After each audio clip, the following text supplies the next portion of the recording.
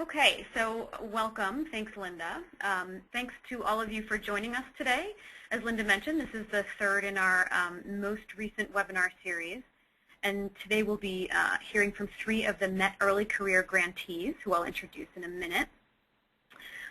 So again, my name is Joanna Bleckman, and I am one of the managers of the Measures of Effective Teaching Longitudinal Database Archiving Project here at ICPSR.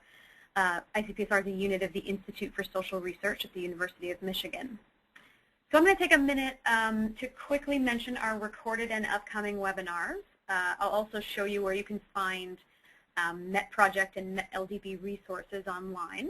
I'll really briefly describe the MET Early Career Grants Program and introduce you to our presenters. And then I'll turn it over to Rachel, Bryant, and Ben. Okay. So a quick pitch for our upcoming MET LDB webinar, along with a description of the recordings that we've recently posted. So in September of last year, we presented an overview of the MET project given by Carrie Kerr from the Bill and Melinda Gates Foundation, along with myself and one of my colleagues. That provided a discussion of the MET project and the data files available and the data access process. I encourage you to visit the MET LDB website and ICPSR's YouTube channel to watch that presentation. It'll really give an excellent overview of what we have available. Over the past couple of weeks, we've also presented 2 webinars, one on the logistics of accessing and scoring the video data, which included a discussion of how the video and quantitative data relate and can be linked to one another. We also presented a webinar on the randomized component of the MET project and the implications for analysis. Both of those presentations and associated slides are also available for viewing on our YouTube channel. Today's presentation, of course, is listed here and will also be available for viewing in the coming days. We have one remaining live webinar after this one, during which we'll cover the video collection and scoring processes in the MET project, and that webinar will be given by the 2 MET partners who directed those processes. So please do sign up. There's still space in the webinars, and we'd love to get your remaining MET questions answered. So I'm going to switch to the website here and give you just a brief overview of where you can find all of the documentation that you might be looking for.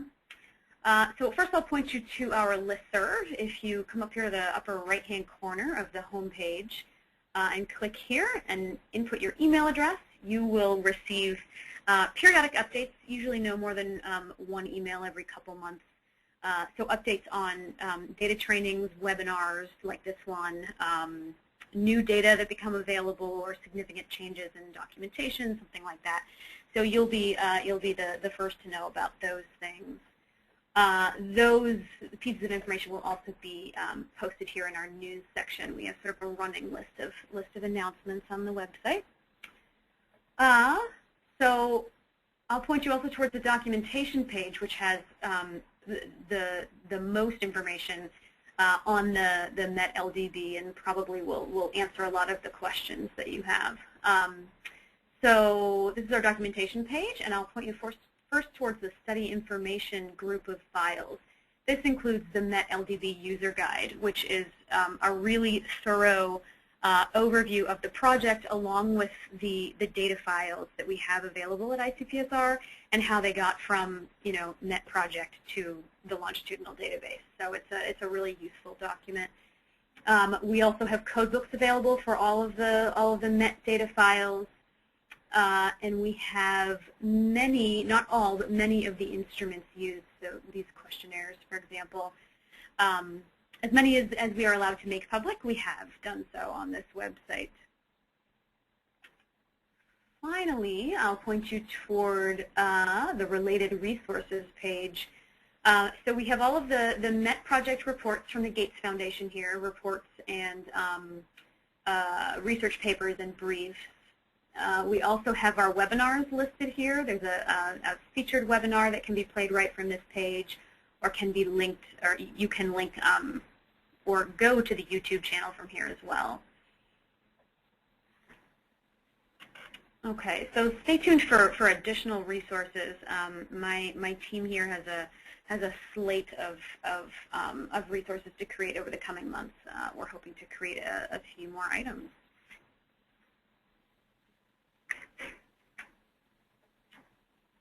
Okay, so the grants program. The Measures of Effective Teaching Early Career Research Grants Program was funded by the National Academy of Education and supported by the University of Michigan. The program awarded 10 grants to early career researchers, allowing them to conduct secondary analyses of the MET longitudinal database available here at ICPSR. The program also provided for technical assistance from members of the National Academy of Education and other senior scholars. The grants competition was primarily intended to stimulate additional research using the MET LDB beyond that in the original MET project. Today we're going to hear from 3 of the early career grantees.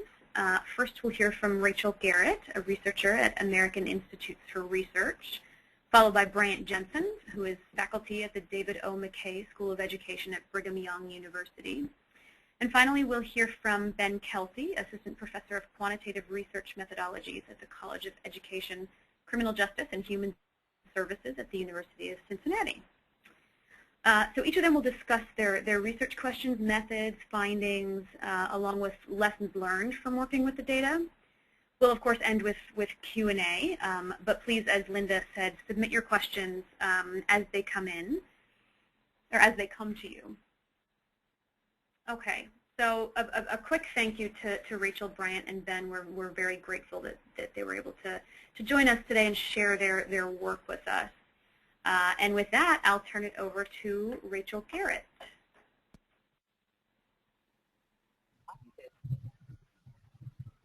Okay. Okay, great, thank you. Can you see my screen?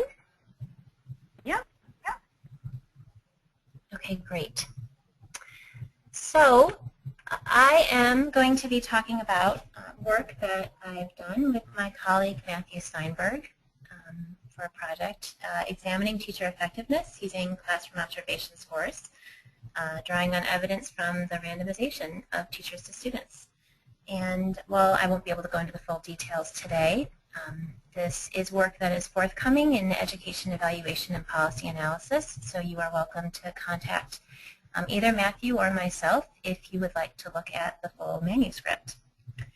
And the motivation for this study stems from the fact that in policy there's a large push to have multiple measures of teacher performance in teacher evaluation systems. And even in research from MET researchers, they've found that they've been able to sort of successfully capture teacher effectiveness using observation scores as one of a couple of measures in a composite to capture teacher effectiveness. But the fact is that in actual teacher evaluation systems, the way they're being implemented and sort of newly developed, you have many teachers who you don't necessarily have multiple measures that are available. So 70% of teachers are in untested grades and subjects and will not have a value-added score available. In many locations, they may be working on SLOs or student learning objectives, but they are sort of still in process and largely unavailable. And so in many places, observation scores are the predominant, if not the only measure of teacher performance that are included in evaluation systems. So we sort of asked 2 research questions in our study. First, we wanted to know, how can we use scores from a widely used classroom observation protocol, and here we're focusing on the Danielson Framework for Teaching, or the FFT, to create a policy-relevant measure of teacher effectiveness. And then we also want to know, are we able to use just a teacher's observation scores from a protocol like the FFT to causally identify teacher effectiveness? So I wanted to give just a bit of background about the MET study, just in case not everyone was completely up to speed. So it's funded by the Gates Foundation. It was carried over 2 consecutive school years. And a primary goal of the study was to enable researchers to be able to empirically capture high-quality instruction. There were 6 large urban districts across the country that took place in the study. And in the summer, in between the 2 years of the study, classes of students were randomly assigned to teachers for a subsample. And so in our study, we're really focusing on the randomization sample through the second year of the study, which did take place across all 6 districts. And I do want to point out it's important for researchers to realize that there was a fair amount of noncompliance and that there was a decent proportion of students who ended up with a teacher other than the one that they were randomly assigned to. And that's for sort of a number of different reasons probably. But it is important to keep in mind when thinking about using the data for research. So I also, for those who are not familiar with the framework for teaching, I want to give just a bit of background about that. So this is one of numerous measures that are available for observational protocols, but this is one of the most commonly used across the country and in particular in teacher evaluation systems. It is not content specific, so it can be used for teachers in all grades and subjects, probably part of the reason why it's used so widely. It is in many ways sort of an equitable measure to use because it can apply to all teachers. And there has been other research that has found that a teacher's FFT scores are positively associated with measures of student learning and achievement. But we would point out that these are using observational data. And one of the problems when studying any kind of teacher performance is if there is intentional sorting of students to certain kinds of teachers, it makes it hard for us to identify the sort of unique contribution of the teacher to student learning over the year. And so while these studies have tried various things to make adjustments for the kind of bias that can arise when there's that sorting, because they're observational data, they can't necessarily be sure that they could completely adjust for that. And as I mentioned earlier, MET researchers were able to find that including the FFT as part of a measure of teacher performance that also included value-added scores and student survey scores, they were able to identify effective teachers.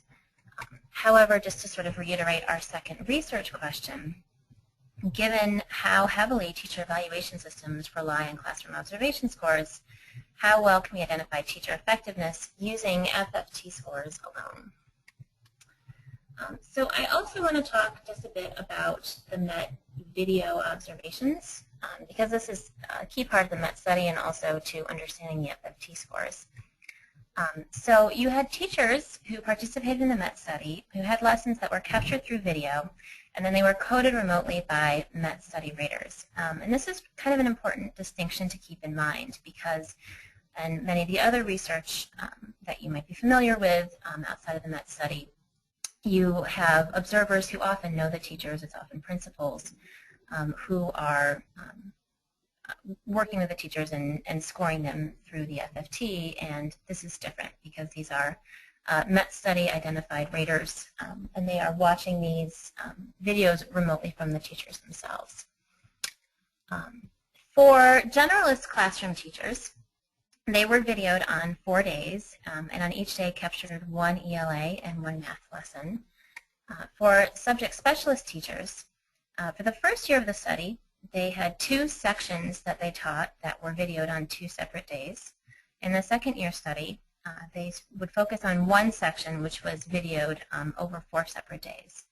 And for all teachers, they tried to space out the timing of the days when videos were conducted to better capture the representativeness of instruction.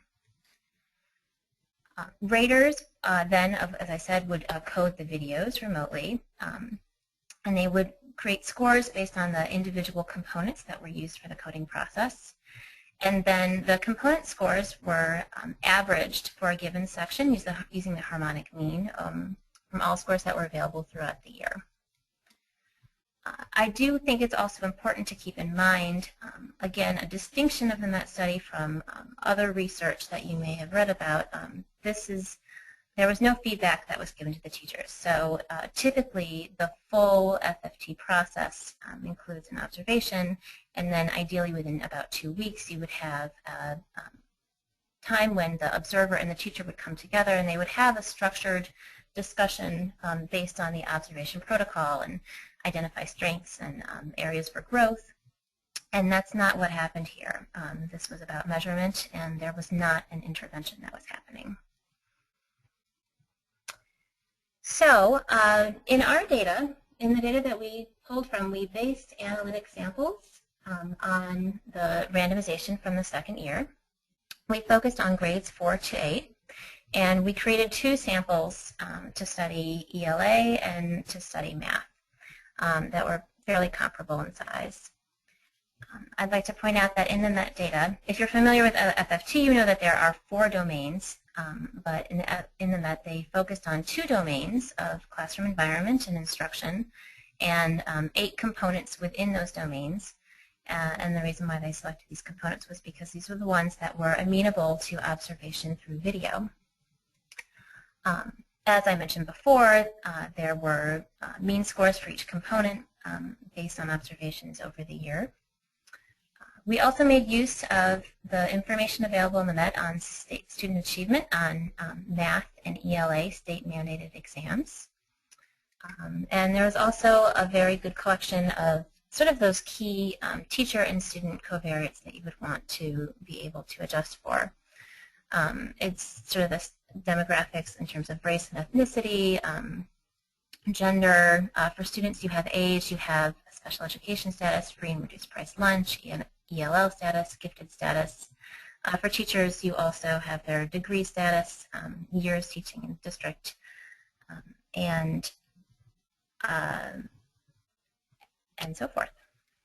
I would mention that for our samples, we required that students would have both outcome information on either ELA or math, depending on which sample they were drawn from, for both years of the study.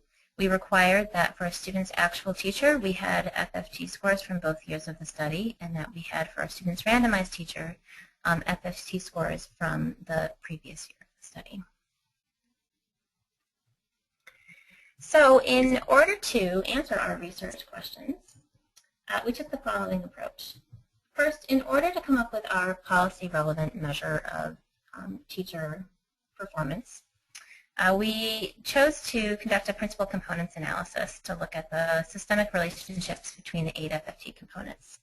And the reason why we did that is because if you enter the FFT components individually, they're actually highly correlated, and so that's going to generate some noisy and potentially unstable estimates of teacher practice. However, the individual components, as they're included in the composite measure, are going to be uncorrelated by construction, and therefore provide clearer insight in your estimation into teacher practice and its relationship with student achievement. So from that, we come up with our policy-relevant measure, which we are going to refer to as TEACH. So then, with this measure in hand, we estimated a student-level value-added model where student achievement is a function of the teacher performance measure, controlling for previous year achievement. X is a vector of student-level characteristics. Z is a vector of teacher-level characteristics. And importantly, we include randomization block fixed effects. And so we estimate these models, first generating intent to treat estimates using the randomly assigned teachers' FFT scores from the previous school year. And so you can think of this as like the offer of instruction at the time of randomization. And so then we can compare it by re-estimating the models based on the actual teacher's FFT scores from the second year. And so this is like the observed relationship of teacher practice with student achievement, and in many ways this is sort of what's comparable to the research that's been out there already.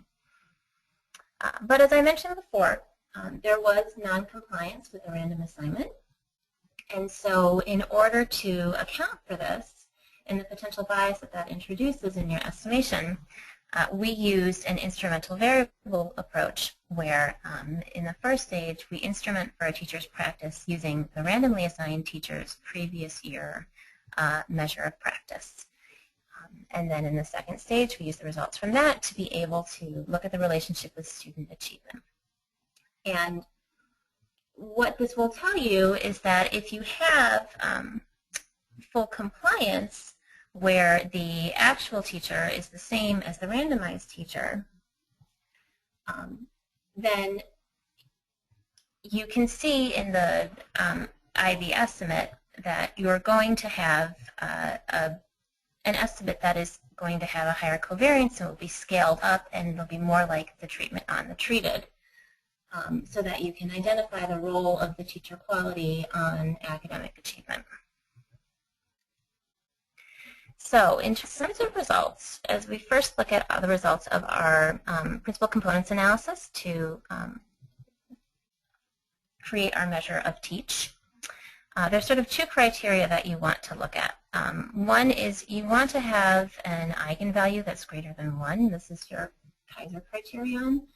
And you also want at least 60 to 70% of the cumulative variance to be explained. And what we can see is that for both ELA and math, this is the case for the first component that's uncovered. And we can see that these criterion are not met for any of the subsequent components.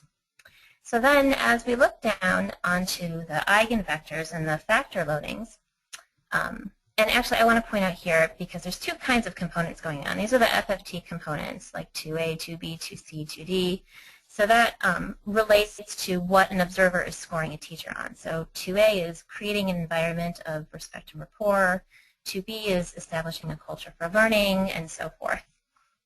And what you can see is that for both ELA and for math, you have a pretty even distribution across all of these components that teachers were scored on. And so what we decided was that this gave us empirical justification to take the component scores and just create a simple, straightforward average of the 8 components.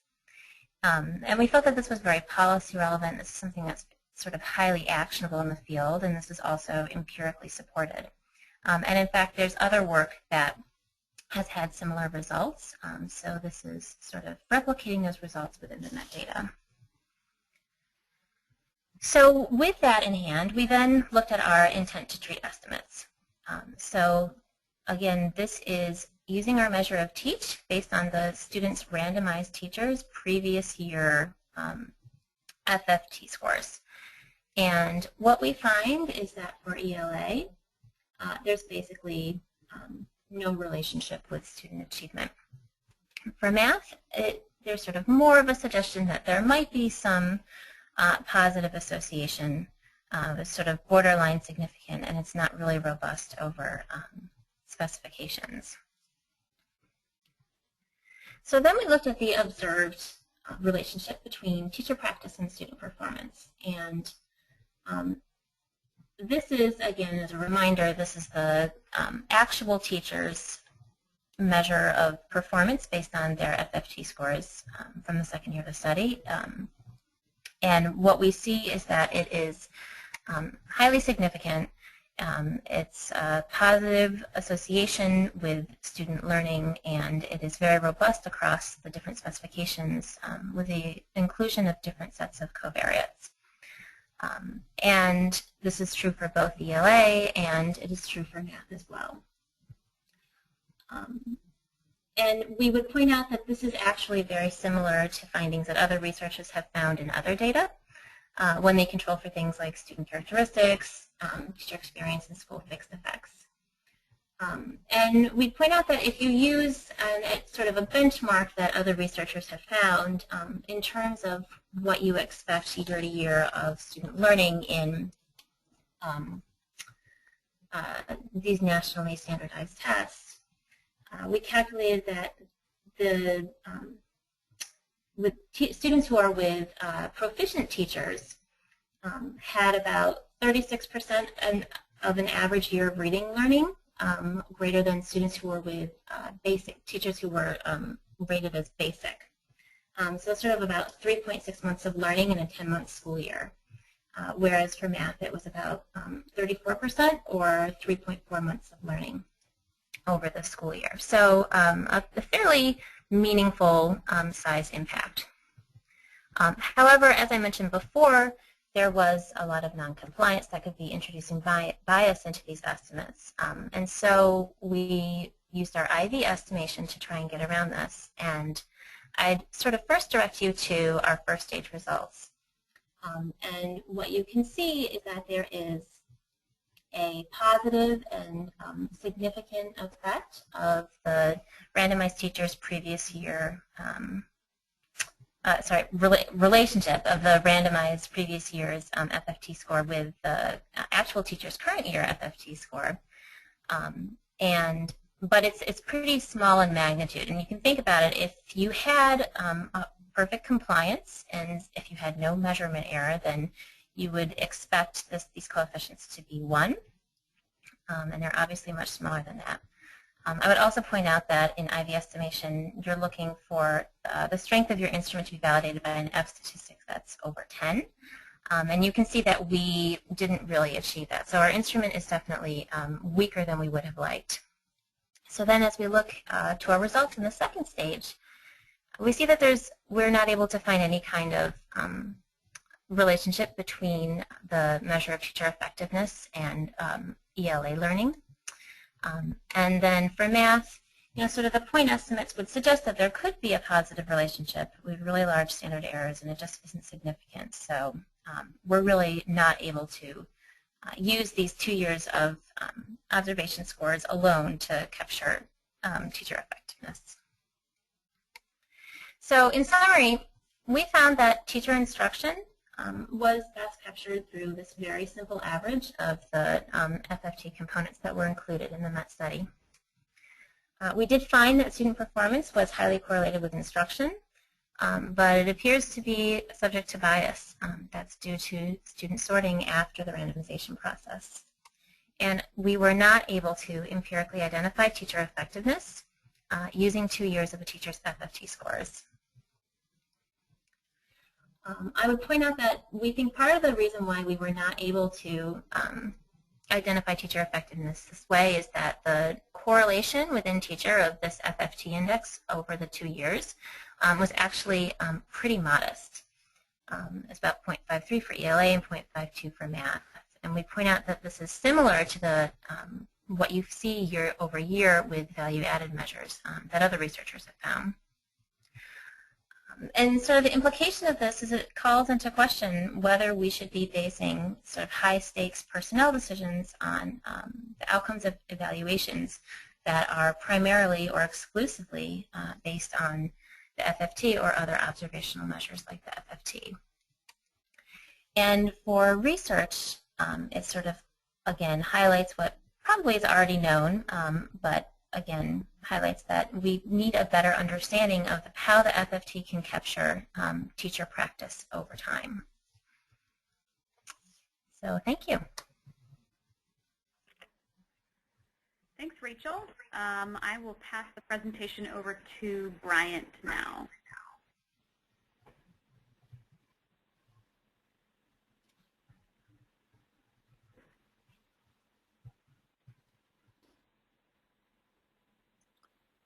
All right, are you seeing my screen? Yep. All right. Okay, so I'm going to take us in a slightly different direction here. One of the things I've enjoyed about this experience, sort of getting to know the other early grantees, is to see the sort of variety of projects using the longitudinal data from the MET project. Some qualitative, some quantitative. In my case, sort of kind of a mixed methods project where we're trying to develop a new measure of cultural dimensions of classroom interactions, and I'll talk more about what I mean here. Should mention that this is not done alone. I have some research assistants, and also the National Academy sort of had assigned us mentors. So I've been working with Ed Hartle and Chris Gutierrez as well.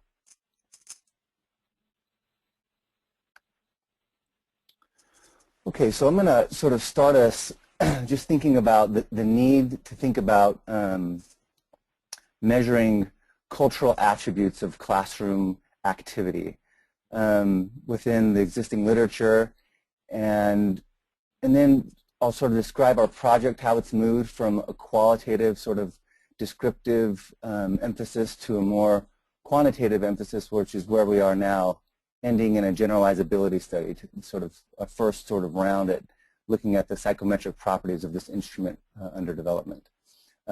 Starting this project, we knew we wouldn't end with a final instrument, and that's largely because of some of the limitations with the video data. Rachel gave a great overview of the MET study, including the type of data that are available. It's probably also worth adding that the video data are recorded sort of using a 360-degree camera. The teacher is mic'd and the classroom as well. And so it's a great panorama of the classroom. In some cases, it's not sort of in the center of the classroom activity, and so the sort of participants or students are far sort of from the camera and difficult to see. But in most cases, you can see them. But a major limitation is that the students themselves aren't mic'd, and so a lot of the peer discussion or the teacher to individual student conversation is not mic'd well. And so that's been an important limitation in our project. And so we knew that starting, and so we wanted to sort of exploit the data to the extent possible, but also understanding that to really refine our measure further, we would need additional video data. So really the challenge is that on the one hand, racial and ethnic minority students, as we all know, sort of demonstrate pervasive underperformance. It's partly, but not entirely, explained by family socioeconomic status. So we see within class racial gaps, and Reardon and Galindo, among others, have documented this. And it's primarily an issue of Latino and African American underperformance.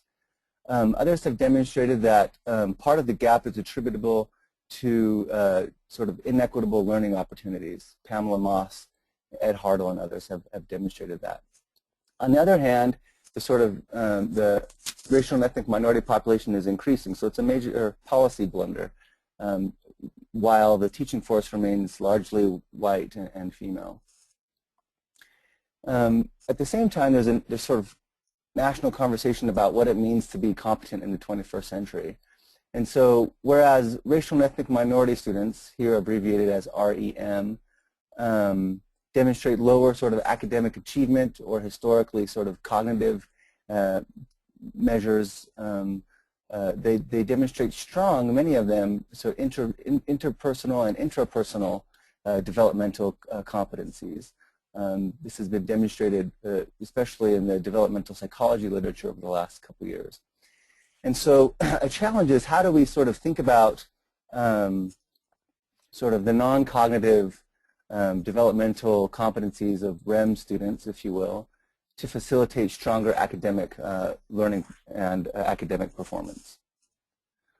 One answer to this has been to create more culturally responsive classrooms. Culture not as sort of understood in a fluid way, not culture understood as groups, but culture understood as practices. And so, you know, the sort of the idea that classrooms can be culturally responsive has to be mindful of differences across settings. So it's not sort of interacting in stereotypical ways for Native Americans or stereotypical ways for Asians and so on.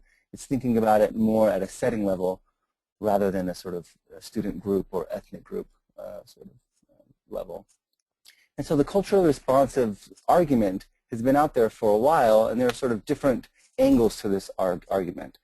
One angle is that if we create more sort of culturally responsive classrooms, it improves achievement because the students experience greater affect, care, respect, sensitivity, awareness in the classroom. Another angle is the sort of socio-political angle, that sort of underperformance, as folks like John Ogbu argued, is largely a function of the socio-political context. And so if we create more responsive classrooms, we are creating a more socially just classroom, a more equitable classroom. And then there's also just the pure instructional angle, that learning has to build on prior understanding, knowledge, and experience. And so if we're able to sort of personalize the content in ways that are situated in students' lived experiences inside and outside of school, then we can create greater sort of academic performance on measured tests. So on one hand, the argument for culturally responsive teaching is intended to build on students' developmental strengths, enhance their sort of valuing of content through their interest, their appreciation, their personal application. I would also add their sort of identity in the academic content, all for the reason of improving academic performance. And this argument's been around for 2 or 3 decades. But on the other hand, there's very little sort of inferential evidence. Most of this literature is interpretive studies, ethnographies, and so on in classrooms. There's also inconsistency with the terminology used. For example, power has been used in different ways for different purposes across interpretive studies. And finally, there's little sort of clarity distinguishing between universal dimensions of classroom quality, what matters instructionally, for example, for all students to learn, and what are culturally specific dimensions of classroom quality, how we might draw on sort of the lived experiences and understandings and ways of socialization for racial and ethnic minority students in particular within a particular setting. And so this distinction hasn't been sort of well articulated between universal and cultural dimensions of classroom quality. Gloria Ladson-Billings, who's been thinking about these things for a long time, argues that culturally responsive teaching is not just good teaching for everyone. It's something different. It's about situating practice and situating the way teachers interact with students within a specific classroom with students who have a series of specific experiences. But there's very little sort of evidence that doing that matters in terms of student achievement. And so we wanted to try to think about a model of classroom interactions or interactions between teachers and students in classroom settings of just cultural dimensions. And so this sort of MET study was preceded by an extensive literature review with myself and colleagues where we drew on a host of sort of bodies of literature from cultural psychology, educational anthropology, developmental psychology, sociolinguistics, communications, and multicultural education to come up with a model, 3 domains that sort of represent 10 dimensions of cultural ways that teachers interact with students in classroom settings. Our central proposition here is that cultural dimensions instantiate universal dimensions. So we shouldn't think about these things as separate, but cultural ways of interacting can improve the quality of interacting on measures like the classroom assessment scoring system, which purports to sort of capture universal dimensions of classroom quality. And that tool is also used in the MET study. And so here's our proposed model. I'll talk briefly through each of the domains. For the sake of time, I'm not going to go through the dimensions. But we have, again, 3 domains: life applications, self and group, and agency that represent 10 dimensions: language use, difference appreciation, equity, competition, cooperation, social motivation, autonomy, role flexibility, and equitable expectations. So I'll go through each of the domains just briefly so you get a sense of conceptually what we're trying to actually measure. And then I'll sort of go into the nitty-gritty of the study a little bit. So life applications simply means the extent to which teachers explore and value the interests, beliefs, routines, experiences of students in order to make personal connections with the classroom content. We look at 4 different dimensions: language use, difference appreciation, equity, and content personalization.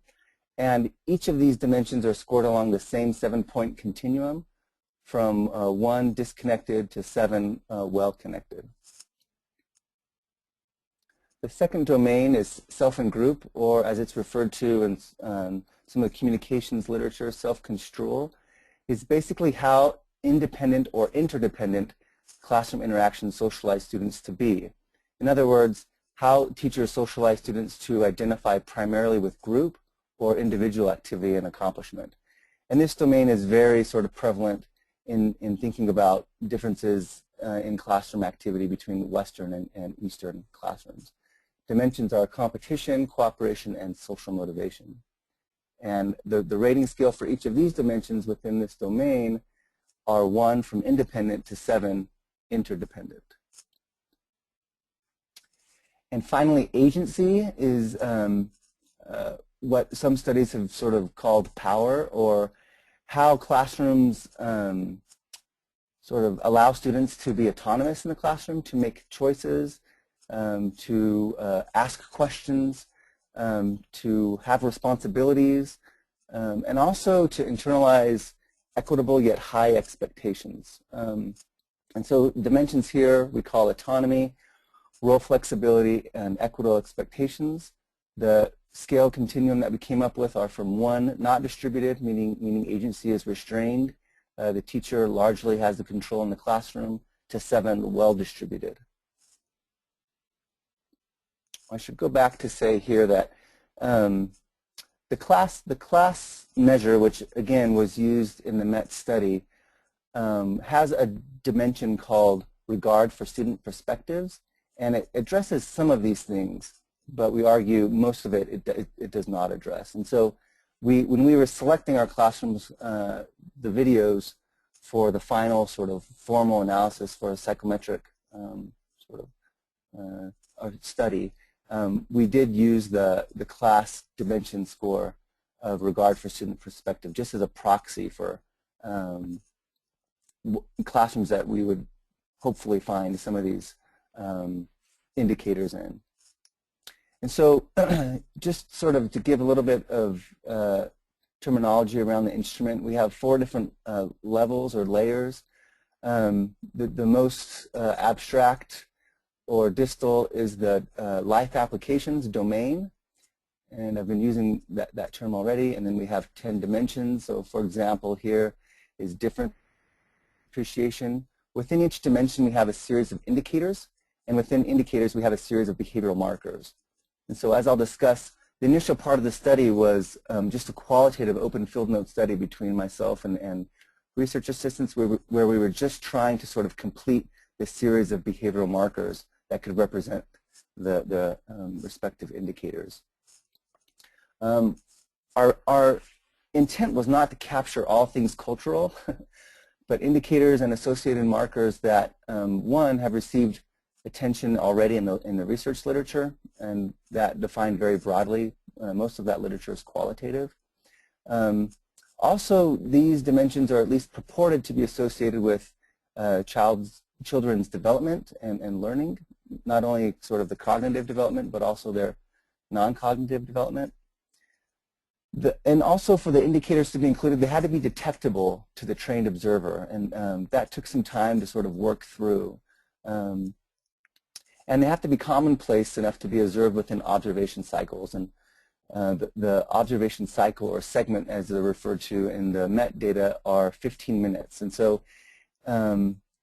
this has been a sort of a difficult point because some of these markers of cultural responsive teaching are not very frequent. And so we had to make some difficult decisions about whether to include them or not, and I'll discuss that further.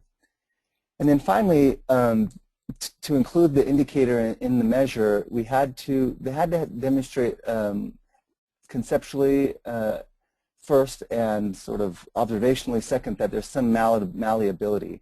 Teachers have to be able to identify these behaviors and subsequently make changes to them. So the purpose of this instrument eventually, once sort of we have a refined tool with strong psychometric properties, is going to be to engage in some professional development and intervention work.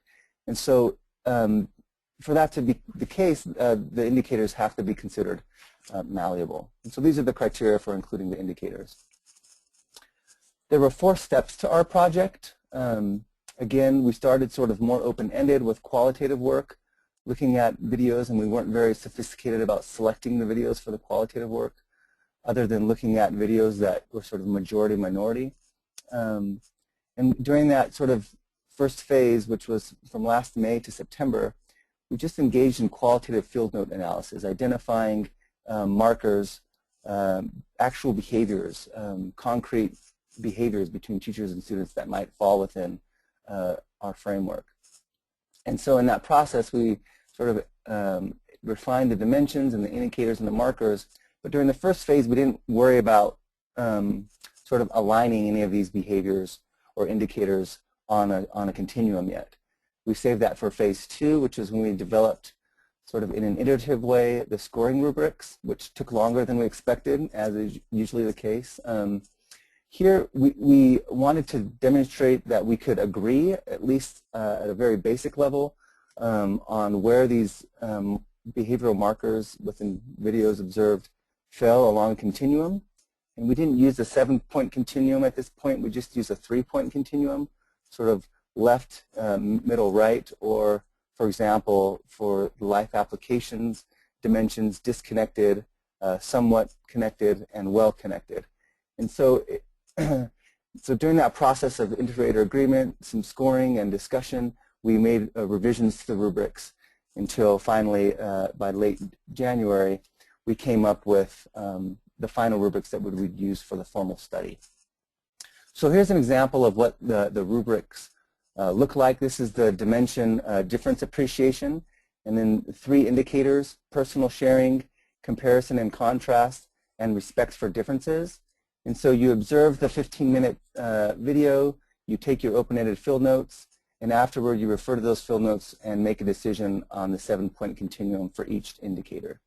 And you can see that each indicator has at least 3 behavioral markers and summary statements within the cells to assign a score. And so in the third phase, which is where we are now, we have 4 raters looking at 40 classrooms. These are 4th and 5th grade ELA only classrooms that are a majority minority, so mostly African American and Latino students. We also selected videos that were only of high quality audio. The class video segment data file actually has a 3-point quality score for audio, and we found that those are useful, and so we only included high quality video segments. We also, so once we have applied those filters, we only included those with the highest available regard for student perspective scores. And so within our generalizability study, again, there are 2 lessons for each of the 40 classrooms or teachers. Usually those lessons, or always those lessons, are on different days. There are 3 segments for each teacher, and also 4 raters. So this gives us a total of 960 rated video segments. And we decided to score it at the indicator level. And so there are 35 indicators for each, scored for each segment. And again, those indicators are distributed across 10 dimensions and 3 domains. And so that's where we are in the project now. Beginning hopefully next month, we will begin some factor analyses and the generalizability study. Here's sort of a Venn diagram representing our approach to the generalizability study. We have 11 total variance components from our balanced design. This sort of represents those variance components. So this way we can think about inter-rater agreement, for example. So if you look at the R, the rater there, in a more complex way, so that we can approximate how these different sources of error sort of account for distributions of scores. And so it's a more sort of sophisticated way to think about inter-rater agreement, for example. And we'll do this at the indicator level, at the dimension level, and at the domain level as well. During this third phase, we also have done some sort of formative analyses looking at rater agreement or sort of variance across segments to give us a sense of how we're doing at the dimension and at the indicator level. And in some cases, we would only do this for, and then discuss them together as a team of 4 raters as a way to identify sort of the more problematic dimensions and indicators. So you can see there are several statistically significant dimensions here where we don't by raters, the F values, and this is sort of just looking at the first fifth of the videos.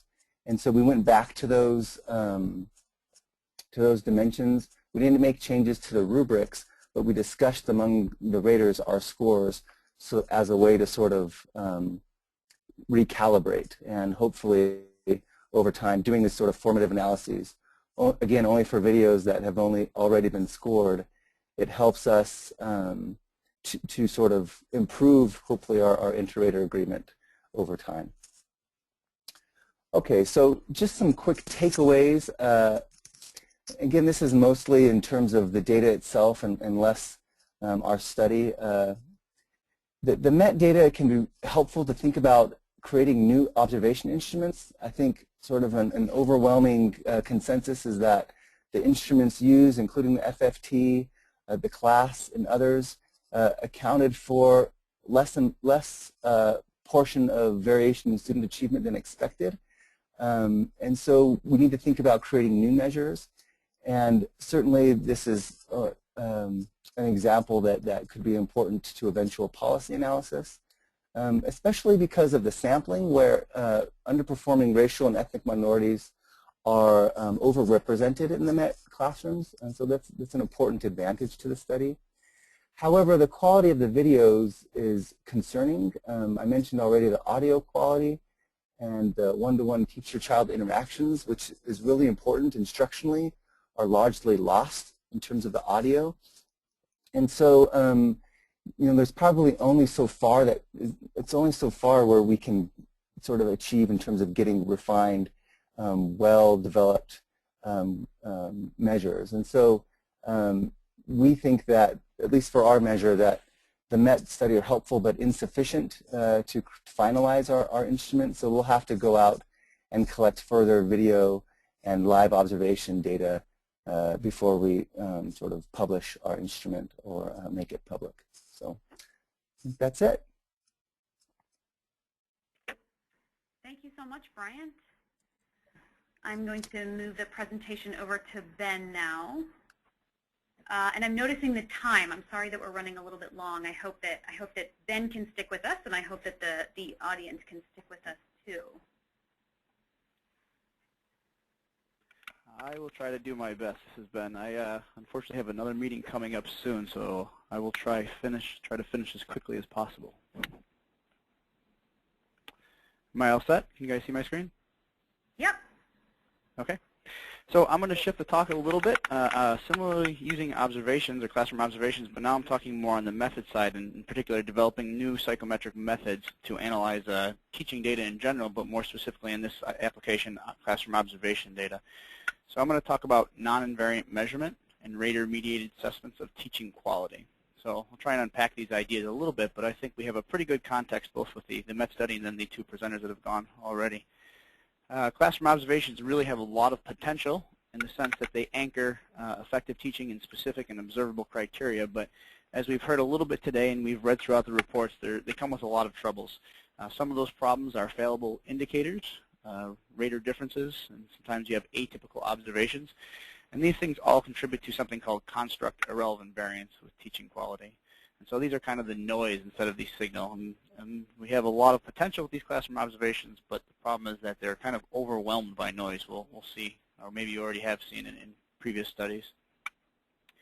And so I want to connect that with measurement models. And in particular, we have pretty elaborate theories of interventions and of teaching. And we also have pretty complex systems, both those that have been used in the original MET study, but then those that are being developed. But what we really seem to see is that the conventional psychometric approaches to use to distill the data really don't leverage the full possibility of the data. We have very complex theories about teaching, very complex observation systems, and then we generally tend to use very simple psychometric approaches to analyze the data. And so one of the questions that I wanted to ask in this study was, can we develop measurement approaches that are more tightly connected to our theories of teaching and the classroom observational systems that operationalize these theories? And so I'm going to take on just one aspect of these theories today, and it's going to focus a little bit on how raters, what role raters play in rating observations and how we might take that into account. As a benchmark, I'm going to use generalizability theory. This is what was predominantly used in the MET reports and is largely used to study instruction in the past. Briefly, generalizability theory really is just an extension of classical test theory. And what it focuses on is really decomposing the error term. And so, for example, if we have some observed score, we may try to decompose it into a teacher component, T, an observation component, O, and a rater component, R, and then there's, of course, some interactions among these dimensions or among these facets. And so what we really try to look at is the extent to which each one of these facets introduce noise or systematic differences across the different levels.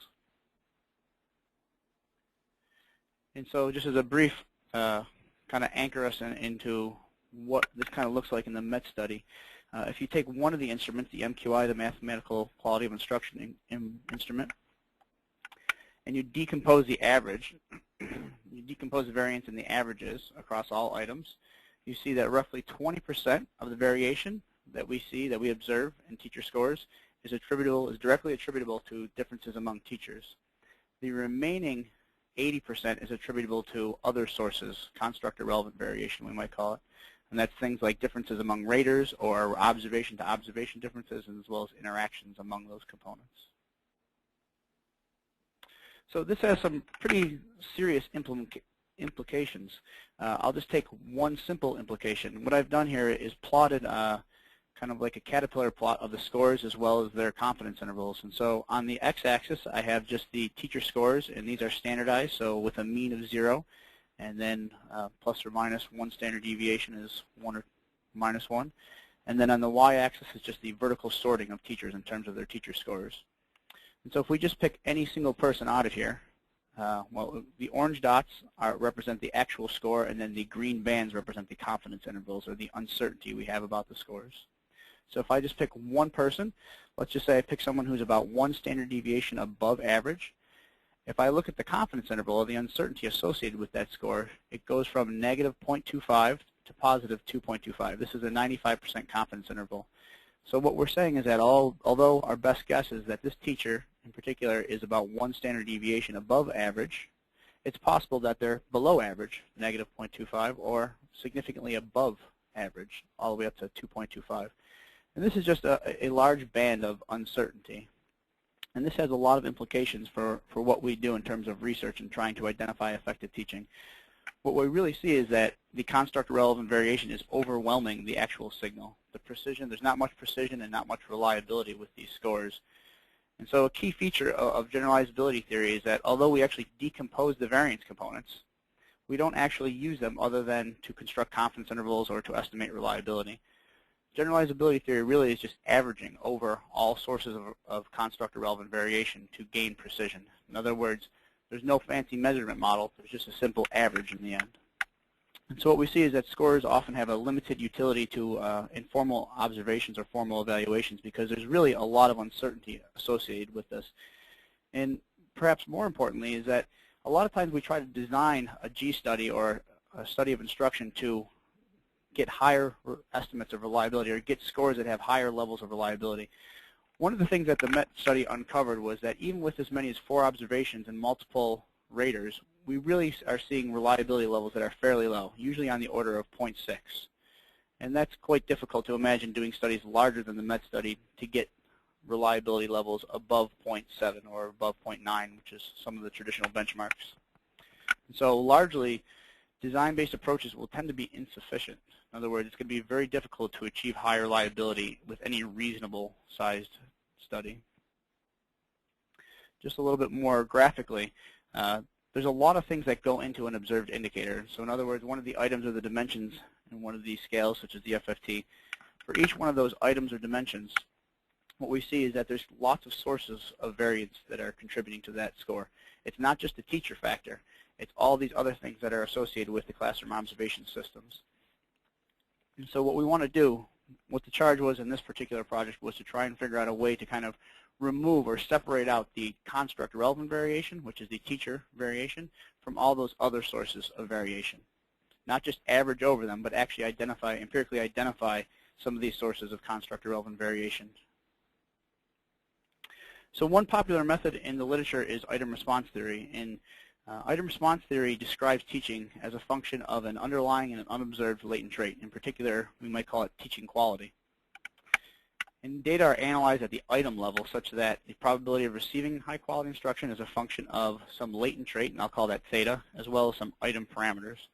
And the big advance with item response theory over classical test theory, with a number of assumptions, is that it potentially separates the constructor-relevant variation from the items from the actual latent trait. In other words, it's possible to separate out the item properties from the person properties. And so one simple model that might be used in item response theory that might be appropriate for some of these data, for some of the classroom observation data, is a simple graded response model. And here we just specify that the probability that you're going to get some score depending on the instrument. Sometimes, for example, the mathematical quality of instruction went to scores were 1, 2, or 3. So the probability of observing one of those scores for a teacher is really just based on a function of the underlying teaching quality. I'll call that theta sub t.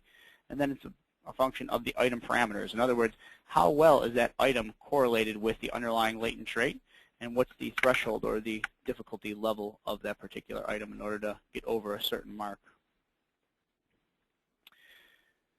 So IRT has a lot of advances, but it also comes with a number of assumptions. One of the assumptions is a local independence assumption, and this says that conditional upon teaching quality, which is what I called theta, ratings by the same rater or within the same lesson are independent.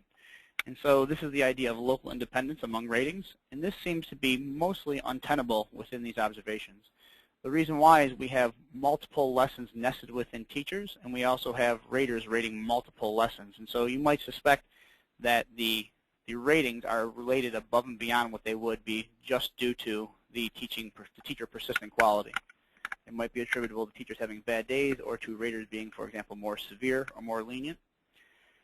And so what you might do is extend that prior model a little bit, and we just add in some small effects for the raters and the lessons in particular. And so in this particular model, again, I'll leave it open for questions either now or later. We can get into some of the details of the model. But in a cross-classified multi-level item response theory model, all we're doing is taking that original graded response model, which just had theta, and just had theta a minute ago. Now we're adding in 2 new dimensions. One is I'm going to call it gamma, and that's going to be for raters, and that really describes the extent to which a rater kind of deflects a teacher's level of persistent teaching quality up or down based on the rater's level of severity or leniency. And then, didn't highlight it, but this other one right here, I'll call it alpha sub OT. This is an observation-specific deviation. In other words, teachers have a level of persistent quality that persists across all lessons. However, in any particular lesson that you observe, it may be higher or lower than their true average because they had, for example, a bad day or an atypical lesson. So this model advances our idea and addresses some of the kind of local independence concerns, but it still does not completely address some of the nature of some of the classroom observation systems and the way they're rated. For example, raters are allowed to be different in this model, but they're only allowed to be different up to a simple severity shift, right? All we've done is make accommodations for differences in rater severity in that model using that kind of gamma term that's highlighted right here. But the question arises, what if raters have different interpretations of rating scale categories? What if they have mentally or unknown to them, they have kind of these subjective different anchors across raters? In other words, what a 2 is to one rater is not quite the same as a 2 is for another rater. Further, what if raters vary in their ability to differentiate among quality levels, right? It's not just simple severity shifts. What if the actual relationship between their rating and the underlying latent trait differs across raters? And this raises the question that whether we're really placing teachers on the same scale if they are rated by different raters. And so this raises a fairly large problem in the literature that's known as measurement invariance. When you do not have measurement invariance or measurement non-invariance, what we see is that there's variability in the structure of the scale. In other words, score categories for a competency may no longer have consistent meaning across raters. Again, I alluded to it earlier, but a 1 for a particular rater may be a very different score than another particular rater. And even small rater differences have the potential to undermine the reliability and the validity of these assessments. Fundamentally, what we're talking about here is in this measurement non-invariance is whether teachers are being placed on the same scale when they're rated by different raters. And so all the measurement models that we're using fundamentally assume that there is measurement invariance across raters. In other words, if we have sufficient levels of inter-rater reliability, then they're on an approximately similar scale. But there's been a ton of research now through the MET study and most other projects finding out that for the most part, even when you have high levels of inter-rater reliability, there's still considerable differences in how raters actually rate. I just want to pause for a minute and make sure I'm on the same page, or make sure everyone's on the same page with what I'm actually talking about here. So if we just take our simple graded response model, again, graded response model just specifies that the observed score for a particular lesson on a particular item, the probability that it's equal to some level, for example, 1, 2, or 3 in the MQI scale, is just a function of an underlying teacher quality as well as the parameters of the item. Largely what we've been seeing in the literature and what I've done in the previous slides is actually taking the observed quality level for a particular lesson and decomposing it across multiple components. In other words, decomposing that theta there into a component attributable to persistent teaching quality, a component attributable to a lesson-specific quality deviation, and then a component specific to a rater deviation or deflection. What I'm now talking about in terms of measurement invariance is the actual item side parameters. In other words, are the items actually invariant, or do they measure the underlying teaching quality in the same way across raters? So there's a big difference here. Decomposing theta really focuses on the person side or the latent trait variation. Decomposition of the item parameters actually focuses more on how the items function across different raters. In other words, is the discrimination parameter or the loading parameter the same across all raters? Or is the item difficulty or the threshold the same across all raters, for example? And so in the project that I was working on, we developed a cross-classified multi-level item response theory with random item effects. And what this does is take that graded response model that we had a minute ago and just introduces random loadings. And so the key differences here is that we have the kind of the same form that we had a couple of minutes ago when we were talking about adding in the kind of deviations for the lesson and the deflections for the raters. But now what you see is the discrimination parameter, that A, has a subscript IR. In the past, it had just a subscript of I. And that suggests that the discrimination parameter varies across items only. But now we allow the discrimination parameter to vary across items and raters. And similarly, we do the same thing for the thresholds as well. We allow them to vary not just across item, but also across raters. And so what this suggests is that differences among raters and how they interpret evidence is captured by the variability in item parameters. In other words, we allow people to have completely different scales or completely different rulers. And rather than assume invariance, we acknowledge it, we're going to empirically estimate it, and then we're going to adjust for these differences as best we can. So instead of just averaging over it, we're going to try and actually estimate the severity levels, the different severity levels of the raters, and actually adjust for it explicitly in our model. And random item effects are designed to capture the measurement deviation due to rater differences or different functioning. So just conceptually what we're doing here, if I just take a ruler, or if I just look at one rater, let's call that person rater A, and then we have an underlying teaching quality continuum, and then that rater applies their internal ruler. And let's pretend that that ruler looks like this. Now, with rater B, we suggest that the rater B has the exact same ruler as rater A, and maybe for rater C, we suggest that they have the exact same ruler as rater A and B. In other words, this is a situation where we say there's no difference among raters. They all have the exact same ruler. If instead we said, well, we think that raters have different rulers in the sense that some rate more severe or more lenient than others, well, if rater A has a ruler that looks like that, then rater B has the exact same ruler, but it's just shifted to the right a little bit. They tend to be more severe. And rater C, who's more lenient, well, same ruler, but it just is shifted to the left. And so what you do is just make severity adjustments. You just adjust those rulers left and right to accommodate the differences in severity. However, we're trying to advance this more. We're trying to say maybe it's not just simple shifts in the rulers. Maybe they have much more complex rulers altogether.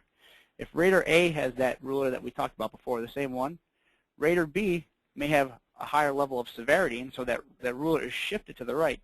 But that ruler also might be expanded and contracted in really complex ways. In other words, they may be really good at differentiating among 3, 4, and 5, but really poor at differentiating among 1 and 2. And the same thing for rater C. They may be very good at differentiating among the lower levels or have higher levels of thresholds for the lower levels, but then for the higher levels of the scale scores, they may have less ability to differentiate. So just briefly talking about the results that came out of the MET study, if we look at the MQI, the Mathematical Quality of Instruction instrument, if we look at 4 dimensions or 4 of the items, what I'm displaying here is the variance of the random item effects. In other words, this is the variance of the item parameters, such as the threshold and discrimination parameters, across raters. What we've been assuming, all previous measurement models that we've been working with have been assuming that these numbers are 0. In other words, that there's measurement and variance. Put differently, there's no difference from being rated by one rater versus another rater. What we have here is clear counter evidence that there is, in fact, variation in terms of the item parameters, in terms of the discrimination and the threshold. There is variance across raters. And in particular, it tends to be quite large in terms of the thresholds. But even in the discrimination parameters, each one of these is significant. And what we see is that even small changes in some of these discrimination parameters can have a big impact. So let me give you a simple example. If you're familiar with an item characteristic curve from item response theory, if we put the latent trait, call it persistent teaching quality, on the x-axis, and then the probability that a person will get a particular item correct, and I think this comes out of the richness item, the first 2 categories, the average, or the average discrimination, the average item characteristic curve across all raters looks like this black one here. If instead we were to look at different teachers across the, different raters across the continuum, what we find out is that on average, we have that black line, but there's raters that are much less efficient in rating teachers, and they have much poorer ability to discriminate among teaching quality levels. And that would look like the green curve, for example. In other words, the item discrimination, or the item characteristic curve, looks very different than the green one, looks very different than the black one. And we see the converse of that. If we look at the red curve, this describes a rater that's one standard deviation above average in terms of their discrimination.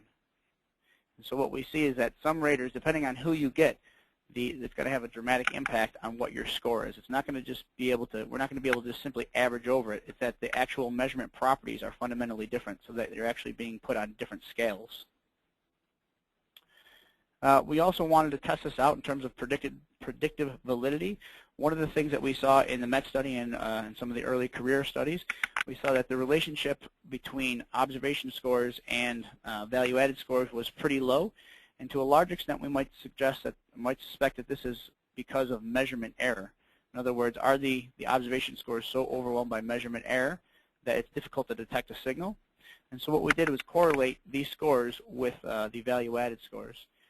And we used 2 different instruments, the MQI instrument and then the FFT instrument. If we look at the correlation between MQI scores and their teachers' value-added scores with simple averages, or G-theory, we see that the correlation is about 0.05, and it's insignificant. For FFT, we see that simple averages correlate with the value-added scores at a level about 0.14, and we do see that that is significant. If instead we apply these fancy models, the IRT model that we discussed before, for the MQI, we see that the correlation goes from 0.05 to about 0.13 and becomes significant. In other words, using simple averages versus the IRT method, we see that the correlation about triples. For FFT, we see a similar gain, but much more subdued. The correlation goes from 0.14 to 0.17, which is about a 25% increase. So what we're seeing here is that the methods that we're developing are actually removing some of that constructor relevant variation in really important ways, in ways that help the classroom observation scores relate to the value-added scores more. So some tentative conclusions. Meaningful comparisons and study relations between variables require measurement and variance. In other words, if you're interested in correlating variables like the classroom observation scores with value-added scores or with anything else, or conducting a regression or any other type of model, you need measurement and variance. You need to know that the teachers and their scores are all on the same scale. And prior approaches have essentially forced you to assume measurement and variance despite plenty of evidence to the contrary. And there's now some considerable evidence or mounting evidence that measurement is not invariant across raters. And so the tool that we're developing provides, we think it provides a rich and flexible alternative to some of the more rigid models that assume measurement invariance. And in particular, what we try to do is we actually acknowledge that raters may be different, and we try to estimate the ways that they're different and accommodate or compensate for those differences in our measurement models in ways that help to divorce the signal from the noise. But as we've seen on the prior slide, the value of this approach really may depend on the sensitivity of the system or the instrument to rater differences. We saw large gains with the mathematical quality of instruction, but smaller gains, but they were smaller with the framework for teaching. And so I'll end there and open for questions. And again, I apologize for going for so long and that this webinar went over by about 20 minutes. Thanks so much, Ben. We did go over, but I'm so pleased that most of our participants have hung on. So thanks to all three of you. And I have just so that the three of you know, I have the question box in front of me, and so as they come in, I'll read them to you. There are a couple technical questions that I'll answer offline, so I'm hoping that the participants will send in their substantive questions now. I can hang on for a while, and hopefully you guys can too, so send them in if you have them.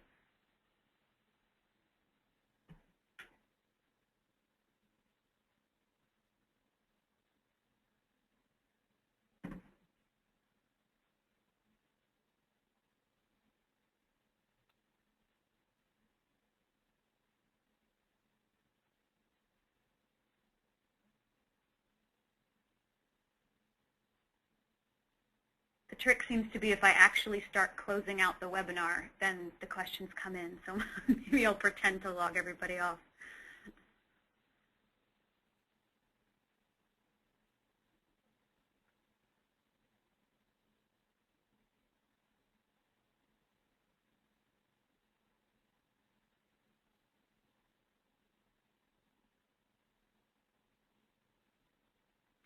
Okay. Let's see, what was the most difficult part of using the metadata? Whoever wants to answer it.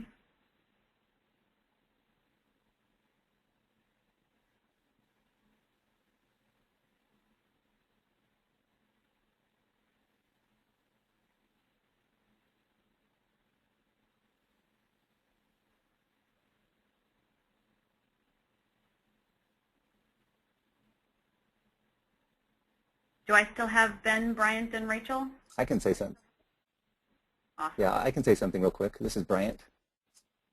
Yeah, I think that, you know, the database is huge and it can be overwhelming. And so, I mean, even just applying for the early career grant competition, you know, you had to demonstrate a sense that you understood really the different data files or a host of data files. But I think that the folks at the ICPSR and at the University of Michigan and other places organizing the data files, that they've done a great job of availing code books and user guides that I found really useful.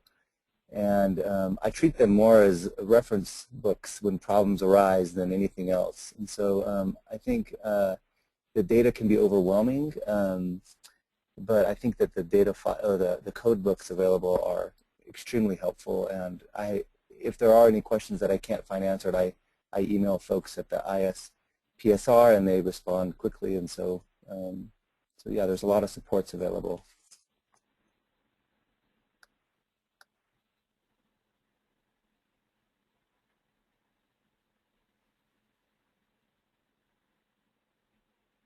Can any of you speak a bit more about the value of the MET project for giving reliable measures of teacher effectiveness? I have a question to that effect here. Reliable in what sense? I'm not sure. Jerome, can you add a little bit of detail?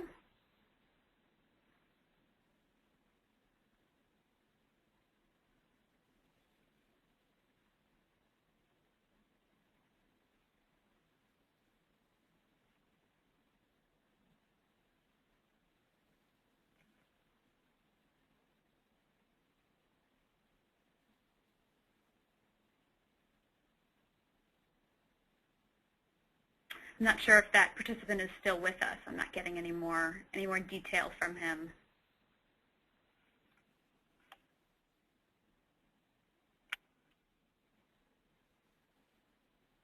Oh, here we go. Given the error inserted by observers, it's hard to get a reliable measure of FFT.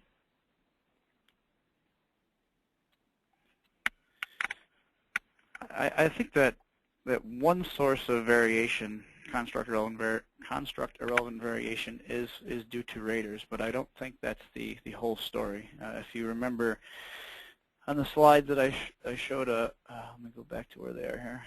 The actual proportion, I mean, raters are responsible for maybe around 10% of the variation, but there's still another 70% of the variation that's attributable to other sources. And one in particular I think that's interesting is observation or lesson-to-lesson variation. So I think it's not a feature, it's not a unique feature of the MET study or any of these particular instruments. It's quite widespread that there's a ton of construct-irrelevant variation in observation systems and observation protocols. So that's one of the reasons why I was trying to develop methods. It's really, in a lot of situations, you can design your way out of some of these problems with really clever designs and using these G-theory studies. But what we see with a lot of observation protocols is that it's really difficult to conceptualize a design that would actually get you to the reliability levels that you want to. Like, for example, if you wanted to get reliability levels of 0.8 or 0.9, you're looking at, I don't know, offhand, maybe 10 observations, which is, is quite an expensive study to conduct.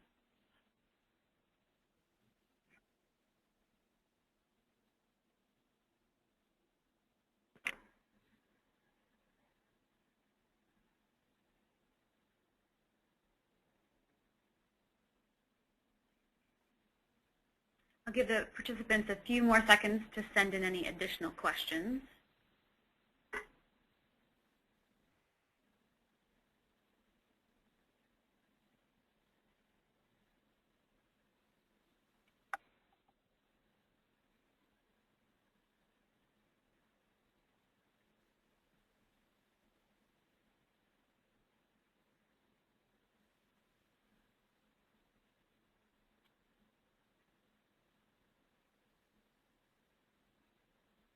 All right, I think that might be, oh, hang on. Here we go. 10, too many observations to expect we could evaluate a teacher's performance in a typical school with 10 to 30 teachers. I guess perhaps that's another issue that Jerome is pointing out. I'm sorry, could you repeat the question? Yeah, too many observations to expect. Okay, here we go. He's correct. 10 observations. All right, I'm doing my best. Too many observations to expect we could evaluate a teacher's performance in a typical school with 10 to 30 teachers.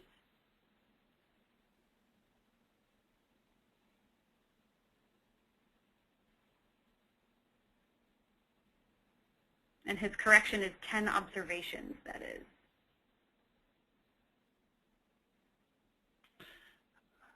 I'm sorry, I'm not sure I understand the question. Unfortunately, I'm going to have to sign off. Okay.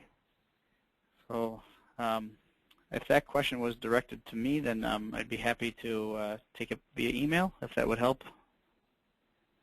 Yeah, that's great. I can email this to you. Okay. Great. Thank you so much. Okay, thank you. Thank you. Yep, I don't see any more questions, all three of you, and thank you to the participants for joining us. This will be posted online.